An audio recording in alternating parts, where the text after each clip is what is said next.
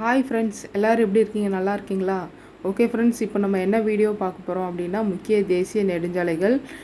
இதுக்கு முன்னாடி நம்ம சர்வதேச விமான நிலையங்கள் அந்த அந்த பற்றின வீடியோ நம்ம போட்டிருக்கோம். லிங்க் டிஸ்கிரிப்ஷனில் கொடுத்துருக்கேன், செக் பண்ணி பாருங்கள் ஃப்ரெண்ட்ஸ். ரொம்ப யூஸ்ஃபுல்லாக இருக்கும். வீடியோ ஸ்கிப் பண்ணாமல் பாருங்கள். அப்போ தான் உங்களுக்கு அந்த நான் கொடுத்துருக்க தகவல் முழுமையாக உங்களை சென்றடையும். ஓகே ஃப்ரெண்ட்ஸ், வாங்க வீடியோக்குள்ளே போகலாம். ஓகே ஃப்ரெண்ட்ஸ், ஃபஸ்ட்டு என்ன அப்படின்னா NH1 டெல்லி டு அமிர்தசரஸ் அது வர இருக்குது. Next NH2 Delhi to Kolkata.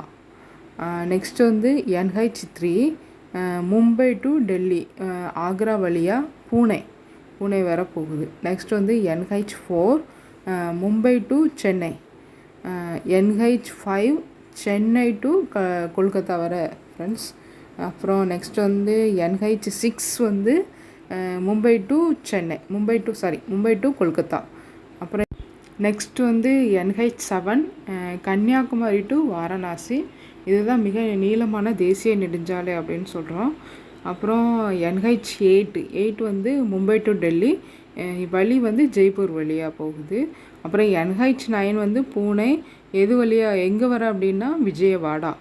Okay, next NH10 Delhi Fazilka, எங்கே வர அப்படின்னா பாகிஸ்தான் எல்லை வரை.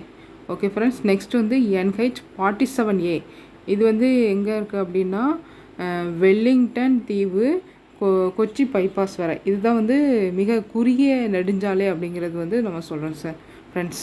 ஓகே, உங்களுக்கு வீடியோ பிடிச்சிருந்தா அப்படின்னா மறக்காமல் லைக் பண்ணுங்கள், ஷேர் பண்ணுங்கள், சப்ஸ்கிரைப் பண்ணுங்கள். அப்போ தான் நான் போடுற வீடியோஸ் ரெகுலராக உங்களுக்கு வரும். மறக்காமல் உங்கள் ஃப்ரெண்ட்ஸ்க்கு ஷேர் பண்ணுங்கள். ரொம்ப யூஸ்ஃபுல்லான தகவல், எக்ஸாமுக்கெலாம் கேட்பாங்க. வீடியோ பிடிச்சிருந்தா அப்படின்னா கண்டிப்பாக சப்ஸ்கிரைப் பண்ணுங்கள் ஃப்ரெண்ட்ஸ். ஓகே, தேங்க்ஸ் ஃபார் வாட்சிங். தேங்க்யூ, நன்றி.